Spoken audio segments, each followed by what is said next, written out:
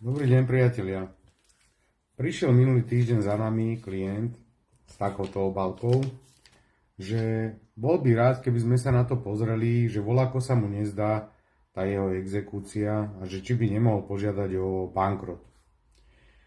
A po 10-dňovej práci je z jedného papiera asi takáto kopa papierov. A keď sa tak nad tým zamyslíte, potom ani není veľmi čudu, že ľudia majú obrovský problém s tým, aby sa vyznali v tých papieroch, pretože po chvíľke vás tie papiere a kadejaké oznámenia, vyrozumenia a oznámenia o majetku a rôzne veci dostanú do takej situácie, že neviete, čo máte robiť a kam sa podieť. Náš systém je neskutočne byrokratický a niekedy mám pocit, že je tak robený, aby to naozaj tým ľuďom bralo kľudný spánok. A práve na to sme tu. My v jasnom pohľade vám jednoduchou rečou povieme, čo sa stalo, ako sa stalo. Postupne budem v takýchto vlogoch vlastne nejakým spôsobom pomenúvať tie hlavné veci, ktoré sa vám môžu stať, alebo ktoré sa vám dejú, ako na ne reagovať, aby ste sa nedostali do nejakých priamo existenčných problémov, pretože aj také prípady máme. V nedávnej dobe sme riešili jeden taký prípad, kde za zameškané splátky v hodnote 800 eur necelých prišiel pán aj so svojou družkou o dom v hodnote 80 000 len preto, lebo proste nekomunikovali. Neodpisovali, nevedeli dať dostatočnú zálohu advokátovi, respektíve nemali dostatok informácií. Toto je ten najzásadnejší problém, ktorý sa vám môže stať. Proste treba sa pýtať, aj s úplnou v úvodzovkách hlúposťou sa treba ohlásiť, treba sa spýtať. Za spýtanie nič nedáte.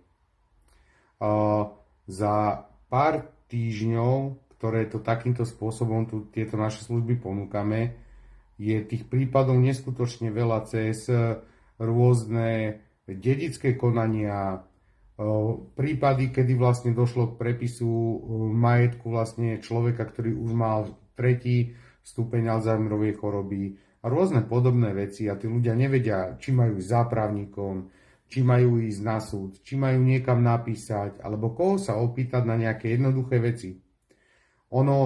Tie veci vyzerajú síce zložito, ale vo svojej podstate sú strašne jednoduché.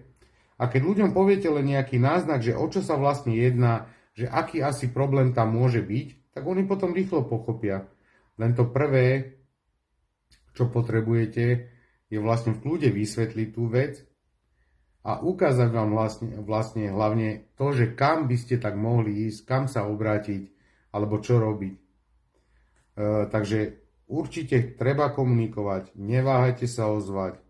Aj keď je to podľa vás hlúposť, že úplne jednoduchá banalita, 1-2 slovíčka v nejakom dokumente, papiere, alebo len chcete poznať nejaký názor na vec, že napríklad niekto vám poradil niečo, lebo sused robí toto, iný sused robí tamto a vám to poradili a nie ste si istí, alebo chcete získať len názor tretej strany, nezaujatej, tak kľudne sa na nás obráte.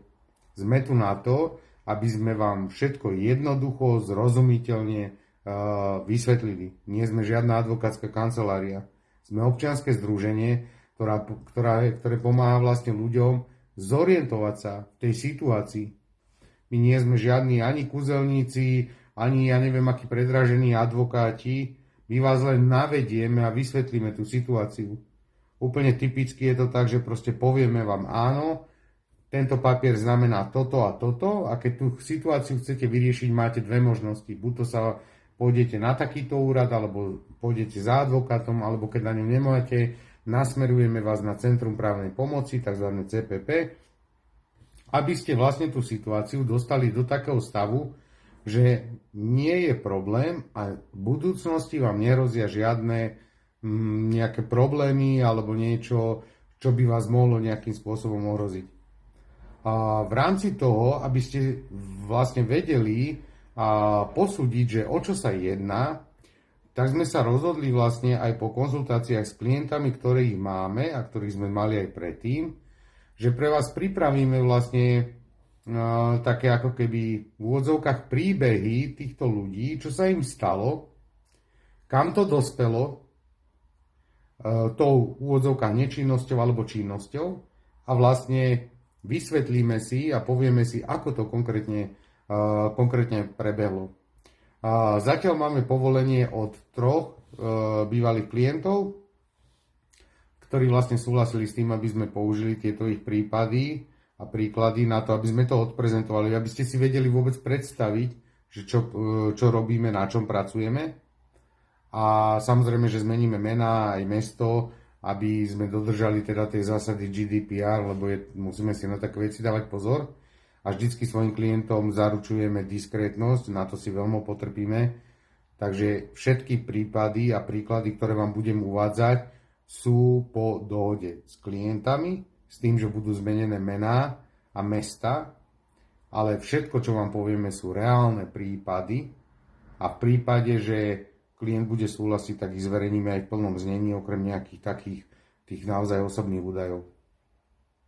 Takže vás chcem poprosiť, dajte si sledovať, v prípade, že nás pozeráte na YouTube, dajte si aj odber a zvonček, aby ste neprišli o tieto príbehy.